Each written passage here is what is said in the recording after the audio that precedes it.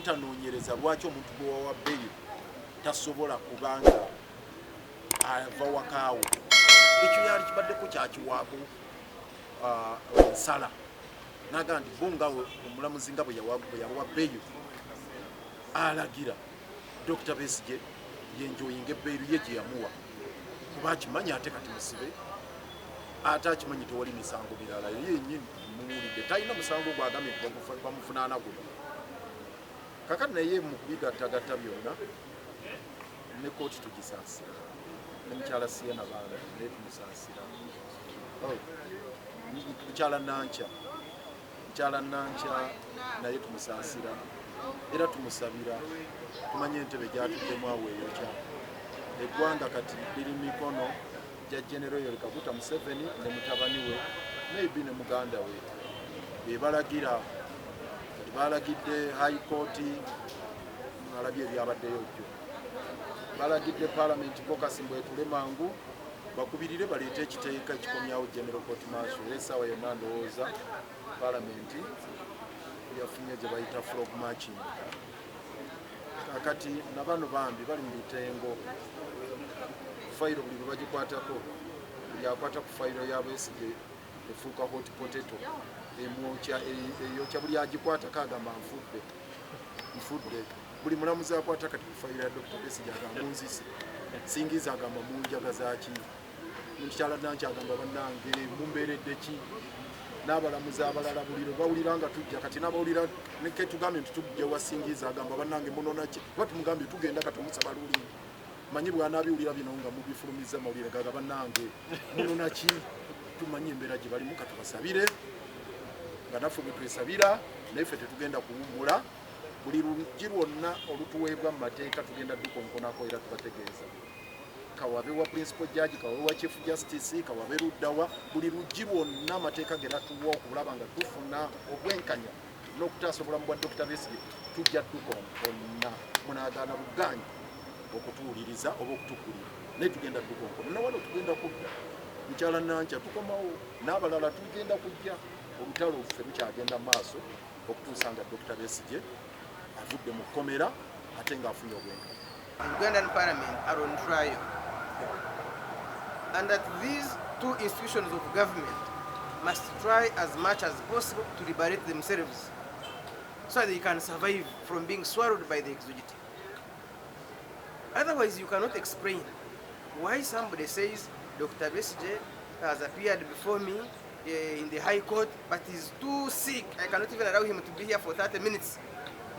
Take him to Luzira. Do sick people go to Luzira? Is Luzira a hospital? You cannot have a sitting at Uganda Road Court and the magistrate says, this man is too sick, he cannot stand trial, please let him stay in Luzira for 2 months. Are you referring him for trial, for treatment? So this is likely to actually compromise the gains already that had been achieved by the Supreme Court, by this circus. And so, this defeats the purpose for which the application for Dr. Besigye was moved from 25th to yesterday, following parliamentary intervention, that Besigye's life cannot wait for 25th. Bring him to court on yesterday, the following day then. Now, he comes to court and the High Court is saying, we shall see when to give our ruling. Most likely around 25th. But then why was the date moved from 25th to yesterday? You defeat that purpose. And so we now go back to Parliament and say our purpose has been defeated, whereas we fought so hard to make sure that Dr. Besigye's application is brought closer, he's released to go for treatment. The judiciary is in circus. They don't see the urgency.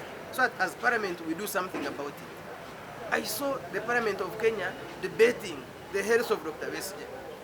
The Parliament of Kenya yesterday was debating the health of Dr. Besigye, the illegal detention of Dr. Besigye. as the Parliament of Uganda, we cannot wait anymore. We must also go, start where we had reached.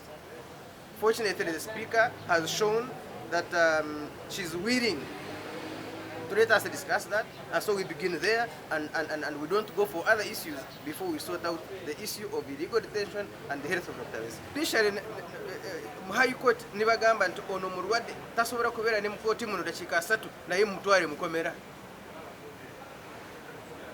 Olunaku nuluddako olwaleero nomugenda mu Buganda Road Court, mu Magistrates Court, n'agamba nti oyo Besigye tasobola kubeera wano mu kooti mulwadde nnyo, mumutwale e Luzira myezi 2.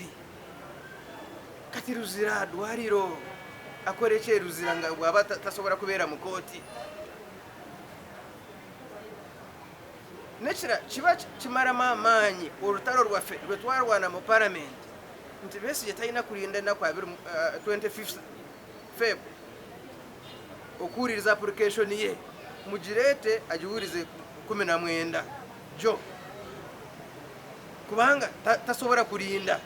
Kati n'omuleeta mu kooti n'owuliriza naye n'ogamba olinda 25 okuwa ruling yo. Ekyo kiba kiraga nti tolina bwangu mu kukola nsonga z'omuntu ali kumpi kufeera mukomera.